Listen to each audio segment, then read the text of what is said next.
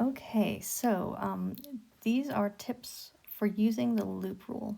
So one of the things that you always need to note when you're looking at your batteries, like your E1, E2, and E3 here, remember that the long side is the positive terminal and the short side is the negative terminal. So if it helps you to label those, then go for it.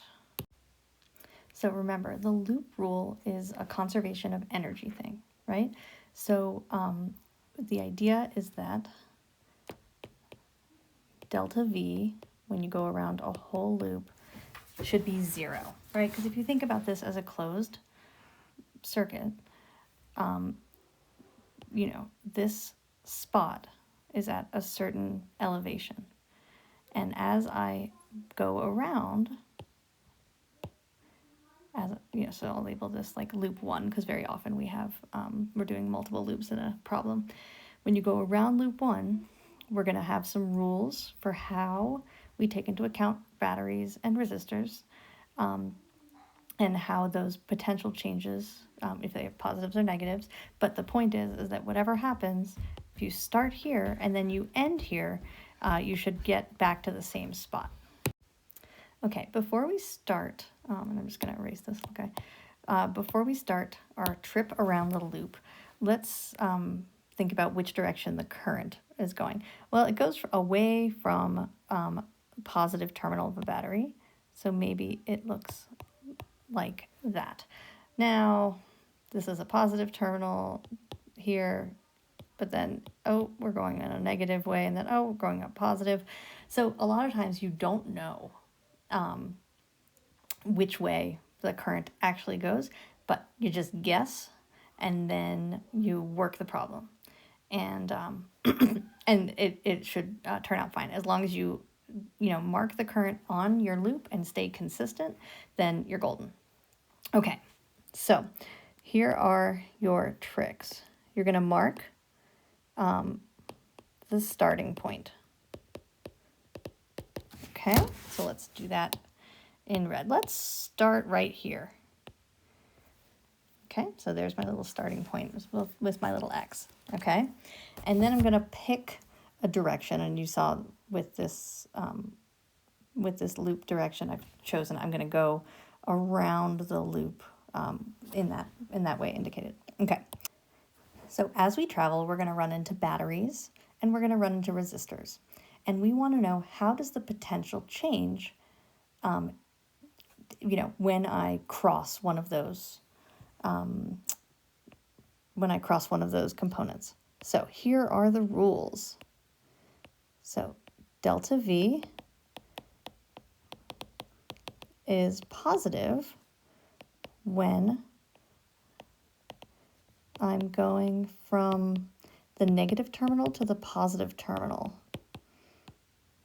of a battery, okay? Or if I'm going against the current, right? So remember, delta V is positive. If we keep thinking about our height analogy, that means you're going, higher up, right? A higher potential. And so hopefully the battery one makes good sense. Think about that staircase, right? We had a little GIF with the staircase for the charges. Okay, so you're going from the negative to the positive. Going against the current, maybe you don't have as much of intuition with that, but honestly, if current is flowing downhill and you're going against the current, then you're going to a higher potential. And delta V is negative when, obviously, you're going from the positive to the negative terminal of a battery, or you're going with the current.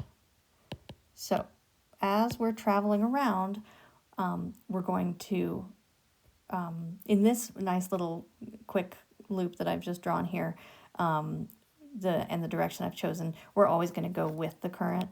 So anytime we hit a resistor, it's going to be a minus, right? This is going to be in the form of IR, right? And then this is going to be in the form of just what that value of EMF is. Okay, but when you have different loops, sometimes you will have to do a loop and you're going against a current in the opposite direction of the current, and then it would be plus IR, but these going with the currents are going to be minus IR. Okay, all right, so let's actually write down the loop rule for this loop. All right, we're started at our red thing. Here, I'm just going to do more red. Okay, so as we go from here to here, we have gained a potential value of that first battery's potential, okay? And then we keep going, and now I'm going to say minus I R1. And in this problem, this is the only I of interest, but very often you will have the current have subscripts as well, okay? And then now we're going from here to here. So it's from the positive to the negative of the battery. So we're decreasing. So minus E2. And then we are here, and we're going to go here and here. That's 2 drops. Minus IR2 minus IR3. Okay, now we're here. We go from negative to positive.